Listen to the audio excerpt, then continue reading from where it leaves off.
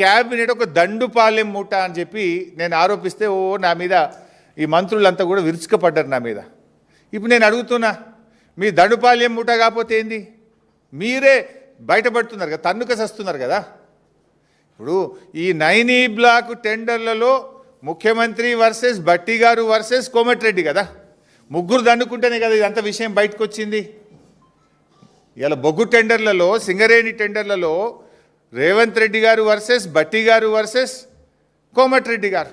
నాకు దక్కాలంటే నాకు దక్కాలి, నా మనుషులకు దక్కాలంటే నా మనుషులకు దక్కాలని ముగ్గురు మధ్య వాటాల పంచాయతీ కాకపోతే ఏంది ఇది? పాపం మధ్యలో ఐఏఎస్ అధికారులు, జర్నలిస్టులు బలిపశువులు అయిపోయినారు. మీ వాటాల పంచాయతీకి, మీ టెండర్ల పంచాయతీకి, మీ కాంట్రాక్టర్ల పంచాయతీకి ఐఏఎస్ అధికారులను ఎందుకు బలి చేస్తున్నారు? జర్నలిస్టులు ఎందుకు బలి చేస్తున్నారు? మీరు తన్నుక సచ్చింది నిజం, వాటాల కోసం కొట్టుకున్నది నిజం, నాకంటే నాకు టెండర్ అని చెప్పి తన్నుకున్నది నిజం. దీంట్లో జర్నలిస్టులు ఏం పాపం చేసిండ్రు? ఇది ముగ్గురు అనుకున్నారు. గతంలో మీరు చూశారు డెక్కన్ సిమెంట్స్ యజమానిని ముఖ్యమంత్రి గారి ఇంటికి ఎదురుగా గెస్ట్ హౌస్లో తుపాకీ పెట్టి వసూలు చేసిండ్రు అని స్వయంగా క్యాబినెట్ మంత్రి గారి కుమార్తె చెప్పారు. అది ఎవరు చేసిండ్రు? ముఖ్యమంత్రి గారికి అత్యంత సన్నిహితుడు రోహిన్ రెడ్డి గారు చేసిండ్రు అని చెప్పి మంత్రి గారి కుమార్తె చెప్పింది. అంటే మీరు అక్కడేం జరిగింది? ముఖ్యమంత్రి వర్సెస్ కొండా సురేఖ గారు. ఏం పంచాయతీ? వ్యాపారవేత్తల దగ్గర తుపాకులు పెట్టి బెదిరించిన, వసూలు చేసిన డబ్బుల్లో వాటా పంచాయతీ. అక్కడేమో డెక్కన్ సిమెంట్స్ యాజమాని ఇచ్చిన డబ్బుల్లో వాటాల పంచాయతీతోని ముఖ్యమంత్రికి దేవాదాయ శాఖ, అటవీ శాఖ మంత్రి మధ్యలో పంచాయతీ చూశాం. మరో పంచాయతీ టెండర్ల పంచాయతీ.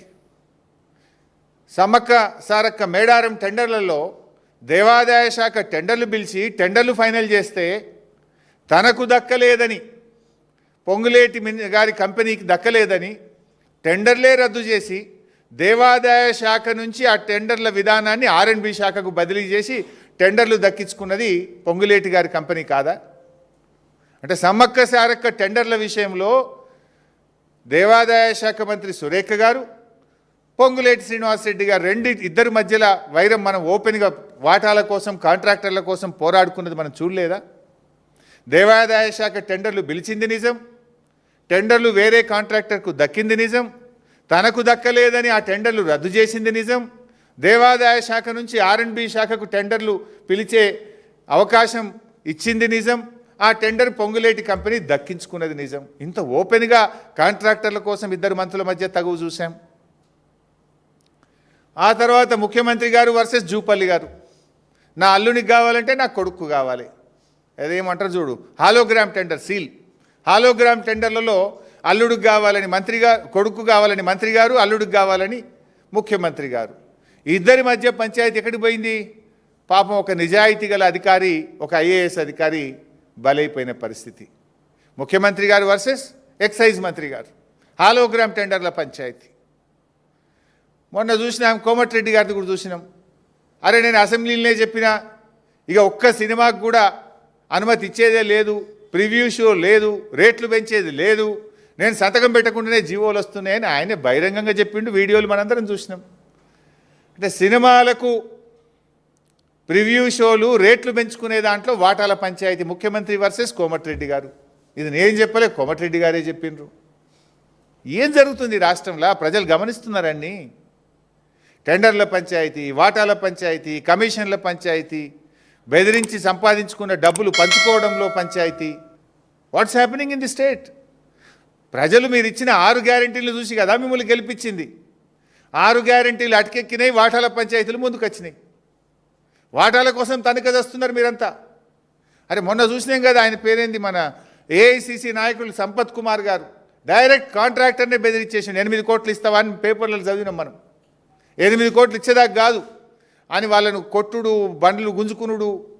కాంట్రాక్టరే స్వయంగా పోలీస్ డిపార్ట్మెంట్కు కంప్లైంట్ ఇచ్చిండు కదా. ఏది యాక్షన్? ఏది సిట్? ఏది? మా జర్నలిస్టులను వేధించడానికి సిట్టు, ప్రతిపక్ష పార్టీ BRSను వేధించడానికి సిట్ల మీద సిట్లు, కమిషన్ల మీద కమిషన్లు. మరి వీటి మీద సిట్లేవి, కమిషన్లేవి? నేను అడుగుతున్న కాకీ బుక్ అందరికీ సమానమే అని నీతులు చెప్పే డీజీపీ శోధర్ రెడ్డి గారు, మీ కాకీ బుక్ కాకెత్తుకపోయిందా? ఎక్కడ పోయింది?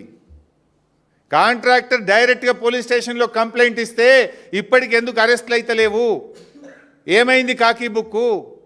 సజ్జనార్ బాగా మాట్లాడినావు కదా, మొన్న జర్నలిస్టులను బెదిరించినావు కదా. ఎమర్జెన్సీ ఉంటే మీరు ఇక్కడ ఉంటారా, నేను మీతో మాట్లాడతానా, మీరంతా జైల్లో ఉంటారని జర్నలిస్టులనే బెదిరించే ధోరణితో మాట్లాడినావు కదా. ఏమైంది నీ రూల్ బుక్కు? సజ్జనార్ నీకు ఇవేం కనబడతలేవా? నేను అడుగుతా ఉన్నా. ఇది ఒక దండుపాలెం ముఠా తయారైపోయింది. రాష్ట్రం పరువు తీస్తూ ఉన్నారు మీరు. Telangana the best state in the country అని కేసీఆర్ గారు చూపించారు. పెట్టుబడులకు స్వర్గధామంగా కేసీఆర్ గారు చూపించారు. అద్భుతమైన పురోగతి సాధించింది తెలంగాణ రాష్ట్రం కేసీఆర్ గారి నాయకత్వంలో. మీరు వచ్చిన తర్వాత వాటాల పంచాయతీలు, కాంట్రాక్టుల పంచాయతీలు, బెదిరింపులు, భూ కబ్జాలు, దీంట్లో మీరు ప్రగతి సాధిస్తూ ఉన్నారు. ప్రజలు అన్నీ గమనిస్తున్నారు. ఇంకో మాట వచ్చింది మొన్న మీడియాలో, రేవంత్ రెడ్డి తెలియకుండానే సిట్టేసిండ్రు అంటే. రేవంత్ రెడ్డే హోమ్ మినిస్టరు, రేవంత్ రెడ్డే ముఖ్యమంత్రి. రేవంత్ రెడ్డి తెలియకుండా సిట్టు పడుతుందా? ఎట్లొచ్చింది ఆ సిట్టు? ఒకవేళ రేవంత్ రెడ్డి తెలియకుండా సిట్టే వస్తే ముఖ్యమంత్రిగా యు ఆర్ ఫెయిల్. ముఖ్యమంత్రిగా నువ్వు ఫెయిల్. నీకు పాలన మీద పట్టు లేదు, నీకు పరిపాలన మీద పట్టు తప్పింది. నువ్వు ముఖ్యమంత్రిగా పనికిరావు ఆ కుర్చీకి. నీకు తెలియకుండా సిట్ వచ్చింది నిజమే అయితే నువ్వు ముఖ్యమంత్రిగా కుర్చీకి పనికిరావు. You are failed to administer the state. మీరేమన్నా సర్కార్ నడుపుతున్నారా, సర్కస్ నడుపుతున్నారా? ముఖ్యమంత్రి తెలియకుండానే సిట్ వస్తుందా?